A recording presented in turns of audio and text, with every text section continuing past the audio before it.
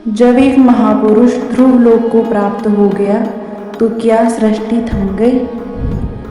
नहीं, समय का चक्र कभी नहीं रुकता। धर्म, तप और भक्ति के बाद आता है व्यवस्था, शासन और विस्तार। आज हम जानेंगे कैसे प्रारंभ हुआ पृथ्वी का संगठन, कैसे बने 7 द्वीप और कैसे स्थापित हुई मानव सभ्यता की पहली राज व्यवस्था। सृष्टि के प्रारंभ में ब्रह्मा जी से उत्पन्न हुए स्वयंभू मनु, उन्हें मानव जाति का आदि पुरुष माना जाता है।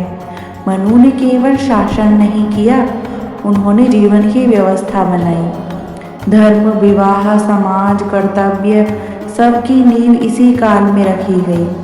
उनके 2 प्रमुख पुत्र थे, प्रियव्रत और उत्तानपाद।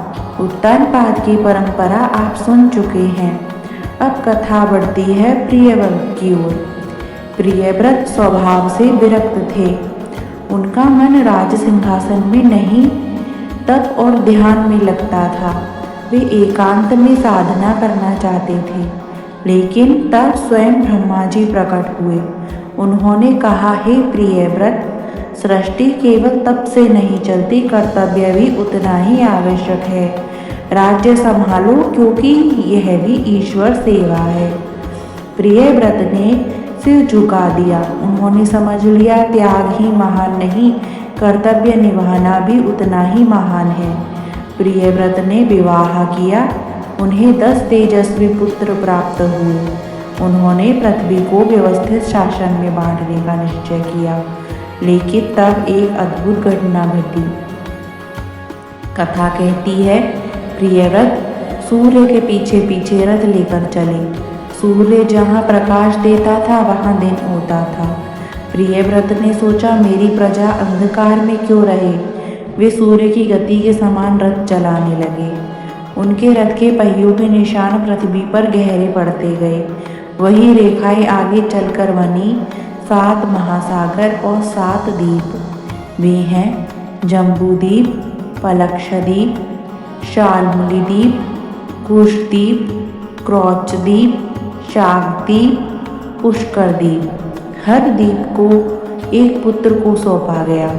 इस प्रकार पृथ्वी का प्रशासनिक विभाजन प्रारंभ हुआ। इनमें सबसे प्रमुख था जम्बूद्वीप। यही वह भूमि है जहाँ आगे चलकर ऋषि परंपराएं विकसित हुई। यही क्षेत्र आगे भारतवर्ष कहलाया। यह केवल भूगोल नहीं था, यह संस्कृति का जन्म स्थान था। इस अध्याय का संदेश अत्यंत गहरा है। संसार केवल तपस्या से नहीं चलता, शासन भी धर्म का अंग है। व्यवस्था भी ईश्वर की योजना का भाग है। त्याग और कर्तव्य दोनों संतुलित होने चाहिए। ध्रुव ने भक्ति का आदर्श दिया था, प्रियव्रत ने कर्तव्य का। सृष्टि का विस्तार यूं ही नहीं हुआ। हर द्वीप, हर समुद्र, हर व्यवस्था एक दिव्य योजना का भाग है। यह कथा हमें सिखाती है, यदि ईश्वर हमें कोई दायित्व दे तो उससे भागना नहीं चाहिए, क्योंकि कभी कभी सिंहासन पर बैठना भी साधना होता है।